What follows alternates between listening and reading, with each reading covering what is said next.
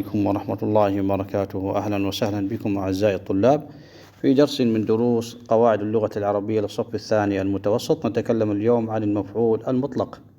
يعرف المفعول المطلق بأنه اسم منصوب موافق للفظ الفعل. أمثلة ذلك نقول اجتهد الطالب اجتهادا، وكلمة اجتهادا مفعول مطلق منصوب، نلاحظ أنه موافق للفظ الفعل اجتهد. قال المتكلم قولا مفعول مطلق، نلاحظ أن قولا منصوبة مصدر منصوب وموافق للفظ الفعل قال. نصر القاضي المظلوم نصرا، كلمة نصرا مفعول مطلق مصدر منصوب موافق للفظ الفعل نصر. وكتب الطالب كتابة مفعول مطلق منصوب. يأتي المفعول المطلق على 3 أنواع: المفعول المطلق المؤكد للفعل، المفعول المطلق المبين لنوع الفعل، المفعول المطلق المبين لعدد مرات الفعل. النوع الأول المؤكد للفعل.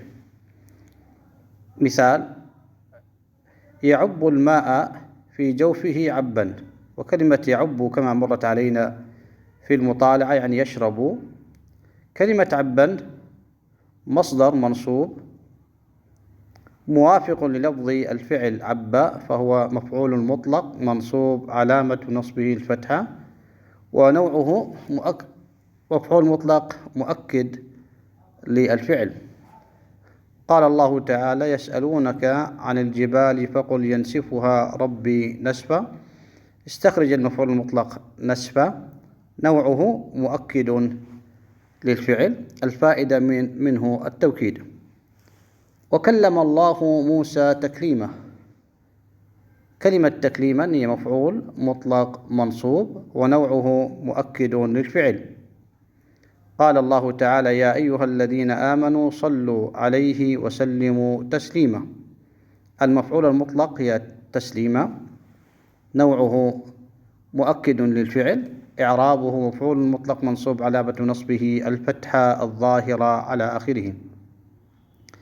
النوع الثاني المفعول المطلق المبين للعدد.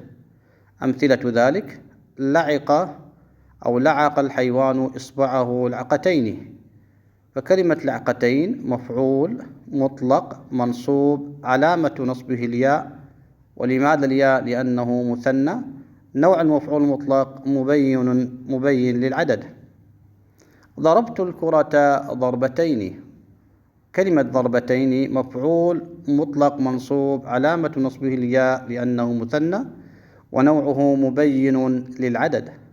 قرأت القرآن قراءتين مفعول مطلق منصوب وعلامة نصبه الياء ونوعه مبين للعدد.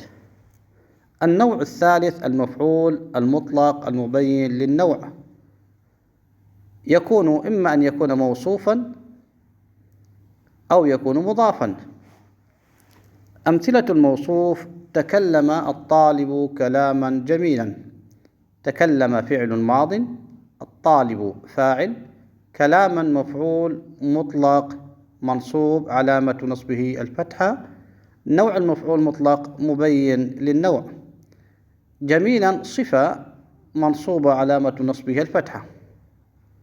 لماذا منصوبة؟ لأن الصفة تتبع الموصوف، فكلمة جميلا منصوبة إذن كلمة كلاما منصوبة إذن جميلا منصوبة. انطلق المتسابق انطلاقا عظيما. انطلق فعل ماض مبني على الفتح، المتسابق فاعل، انطلاقا مفعول مطلق منصوب علامة نصبه الفتحة، نوعه مبين للنوع. عظيما صفة منصوبة وعلامة نصبه الفتحة. مثال آخر: تمرغ الحيوان تمرغا شديدا. المفعول المطلق كلمة تمرغا نوعه مبين للنوع. إعراب شديدا صفة منصوبة وعلامة نصبها الفتحة الظاهرة.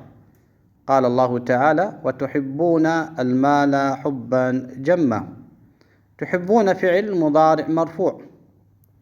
ولماذا رفع؟ لتجرده عن الناصب والجازم. ما علامة رفعه؟ ثبوت النون لأنه من الأفعال الخمسة.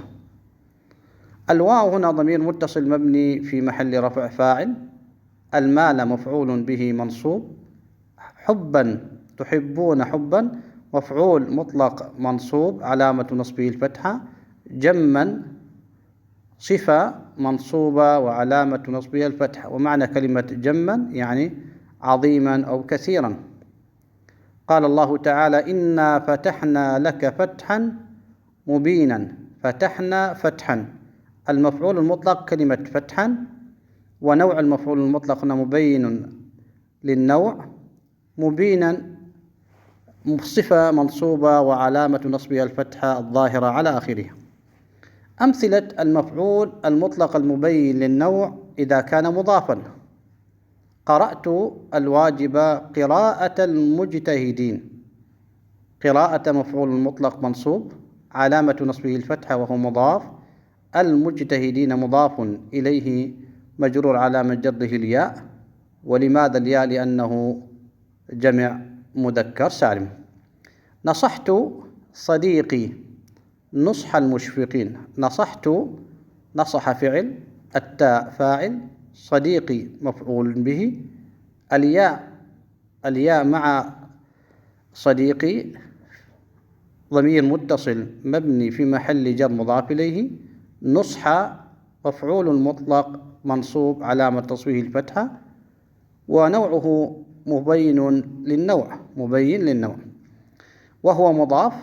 المشفقين مضاف إليه مجرور علامة جره الياء لأنه جمع مذكر سالم. قال الله تعالى: ولا تبرجن تبرج الجاهلية الأولى. هنا المفعول مطلق تبرج الجاهلية. تبرج مفعول مطلق منصوب. نوعه مبين لنوع الفعل وهو مضاف. الجاهلية مضاف إليه مجرور علامة جره الكسرة الظاهرة. الأولى صفة للجاهلية، صفة مجرورة وعلامة جرها الكسرة المقدرة على الألف للتعذر.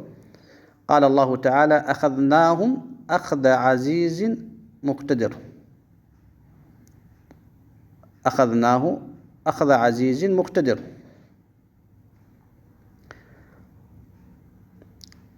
هنا المفعول المطلق أخذ نوعه مبين للنوع. إعرابه: أخذ مفعول مطلق منصوب علامة نصبه الفتحة الظاهرة على آخره وهو مضاف. عزيز مضاف إليه مجرور علامة جره الكسرة. مقتدر صفة مجرورة علامة جرها الكسرة الظاهرة على آخره. مثال آخر: اصبر على الشدائد صبر الأبطال. اصبر فعل أمر، الفاعل ضمير مستتر تقديره أنت. على الشدائد جار ومجرور. صبر مفعول مطلق منصوب علامة نصبه الفتحة وهو مضاف. الأبطال مضاف إليه مجرور. نوع المفعول المطلق مبين للنوع مضاف. ملحوظات: الأولى: قد يحذف الفعل فيأتي المفعول المطلق فقط دون فعله، مثل صبرا في مجال الموت صبرا. أين المفعول المطلق؟ صبرا الأولى مفعول مطلق. أين فعله؟ محذوف. والتقدير اصبر صبرا. أما صبرا الثانية فهي توكيد لفظي. ثانيا: قد يأتي اسم الاستفهام مفعولا مطلقا، مثل أي إكرام أكرمت الضيف. أي هنا اسم استفهام مفعول مطلق منصوب. ومثال آخر: كم اجتهادا اجتهدته. كم هنا استفهامية أيضا تعرب اسم استفهام مفعول مطلق منصوب علامة نصبه الفتحة. نلاحظ أن أي وكم جاء بعدها مصدر من لفظ الفعل، فإكرام من لفظ الفعل أكرم، واجتهادا من لفظ الفعل اجتهدا. إلى هنا ينتهي درسنا، نلتقي بكم على خير وسلامة وأمن وأمان، والسلام عليكم ورحمة الله وبركاته.